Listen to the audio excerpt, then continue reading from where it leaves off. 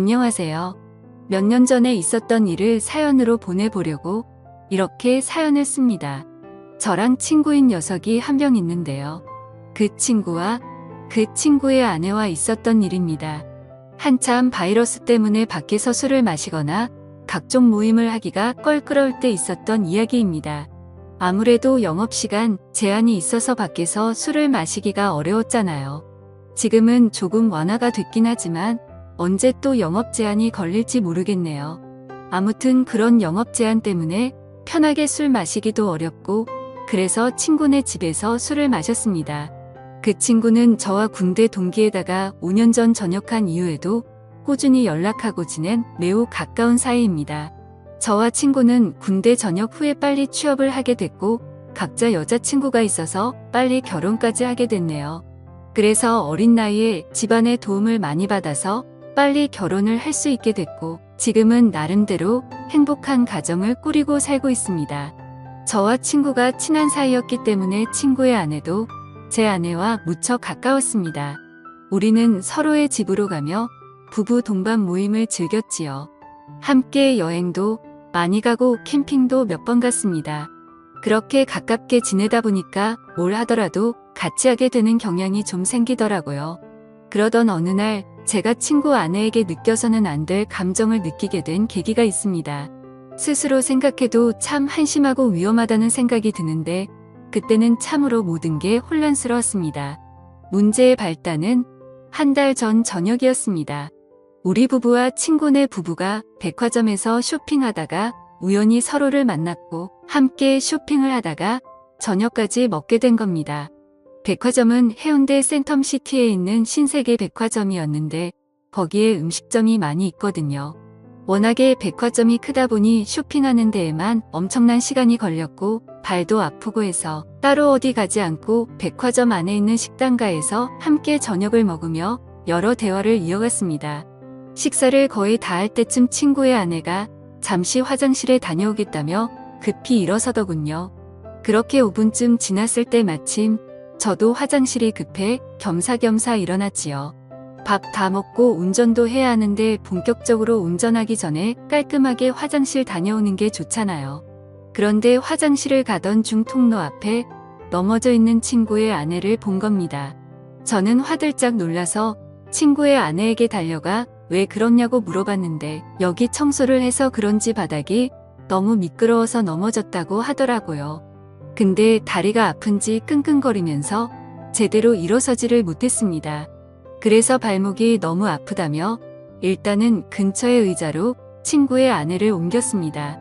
저는 친구에게 전화해 지금 재수 씨가 발목을 삐어서 편한 신발을 신어야 할 것 같다며 차에 가서 편한 슬리퍼 같은 신발 있으면 가져와 달라고 말했고 친구가 올 때까지 일단 응급처치를 해야겠다고 생각했습니다. 발목 쪽을 만져보니 통증을 너무 강하게 느끼길래 일단 신발을 벗자고 말했습니다. 그렇게 친구의 아내 신발을 벗기는데 저도 모르게 시선이 친구 아내의 발과 다리로 향하더군요. 제 아내보다 하얗고 일자로 예쁘게 뻗은 그녀의 다리는 저의 시선을 완전히 사로잡았고 그녀의 예쁜 발이 꼼지락 거리는 게 너무 눈에 들어오더군요. 발도 정말 작았습니다. 그 작은 발이 너무나 귀엽더군요. 저는 친구 아내의 다리를 보면서도 몹쓸 생각은 안 된다고 생각했으나 자꾸만 온갖 생각이 들면서 평정심을 잃었습니다. 아프냐고 물어보는 걸 핑계로 저는 그녀의 발과 다리를 케어해줬던 거죠. 그렇게 계속 주물러 주다 보니 친구의 아내가 이제 좀 그만 만지면 안 되냐고 하는 겁니다. 그래서 저는 당황하며 그런 게 아니라 혹시나 다른 데가 또 아프지 않을까 해서 그렇다며 말도 안 되는 변명을 늘어놨습니다. 그러자 친구의 아내는 피식 웃으며 예뻐서 그렇게 만지는 거 아니냐며 웃음을 보이더군요. 그 후로 저는 친구의 아내와 어깨동무를 하고 쩔뚝거리며 함께 식당가로 걸음을 옮겼습니다. 가는 도중 분위기가 냉랭한 것이 뭔가 서먹했는데 어느 순간 그녀가 제게 이리 묻더군요.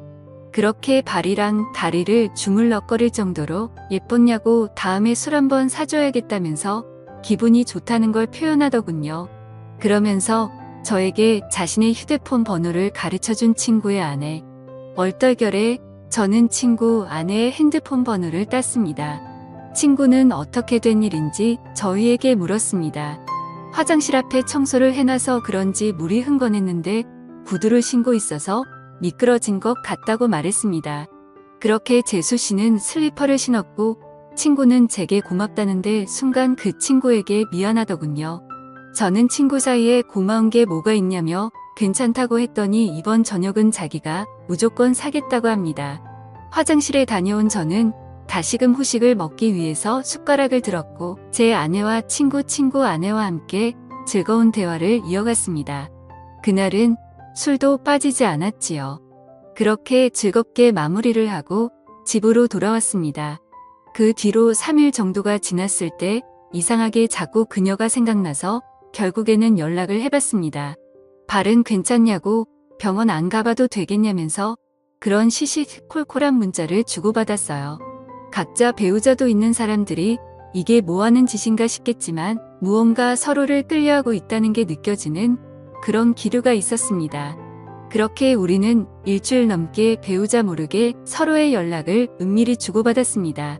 어쨌건 그렇게 연락을 좀 하는데 친구 아내가 저에게 매우 적극적이라 혼란스러웠습니다. 문자를 몇 번 주고받지도 않았는데 그 뒤로는 요즘에 뭐 하는지 별일 없는지 시간 있으면 술 한잔 하자는 식으로 여러 번 말을 하는 거예요. 그렇게 친구의 아내를 따로 만났습니다. 이렇게 친구의 아내와 밖에서 따로 만나는 건 확실히 바람피는 기분이 들어서 최대한 그런 느낌을 주지 않으려고 노력했습니다. 아내 얘기를 많이 했고 앞으로 아이 계획도 얘기하면서 최대한 상대방과 거리를 두려고 의도적으로 노력했죠. 그리고 서로의 대화가 한참이던 때 느닷없이 그녀가 제게 다가오더라고요. 순간 너무 당황해서 너무 어이가 없고 이 사실이 믿기지 않더군요. 그녀를 마주보고 대화하던 제 얼굴은 크게 일그러졌고 친구 아내는 저를 보며 도발하는 눈빛을 날렸습니다.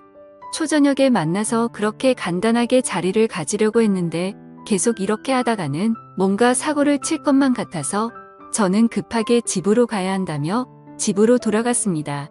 솔직히 너무 무섭더군요.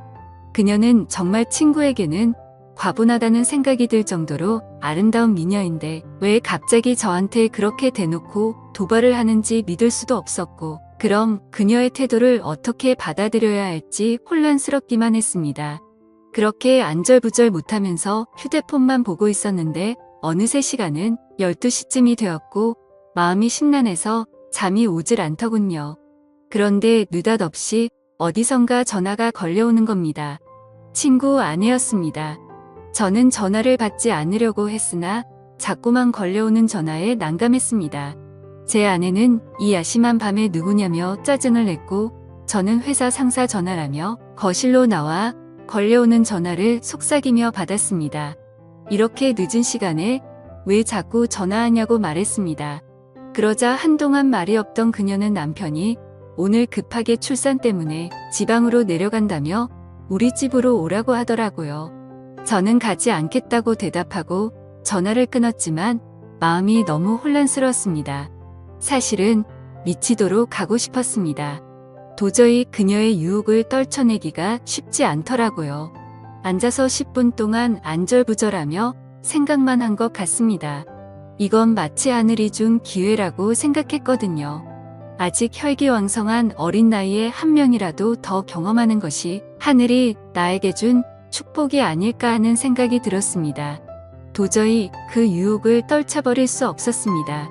결국 저는 자고 있던 아내 귀에 대고 회사에 급한 일이 있어 나가봐야 한다고 둘러대며 급히 옷을 입었습니다. 그렇게 집에서 나온 저는 친구네 집으로 향했습니다. 친구의 집 앞 대문에 서서 가만히 있었습니다.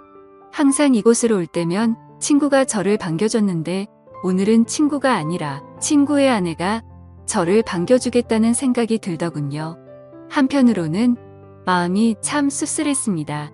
그렇게 집으로 들어가 현관을 지나 거실로 들어서니 촛불이 켜져 있었고 와인까지 준비되어 있었습니다. 그 광경을 보고 저는 정말 두근거리더라고요. 친구 아내는 예쁜 미소를 지으며 쳐다보는데 정체가 도대체 뭔지 궁금했습니다.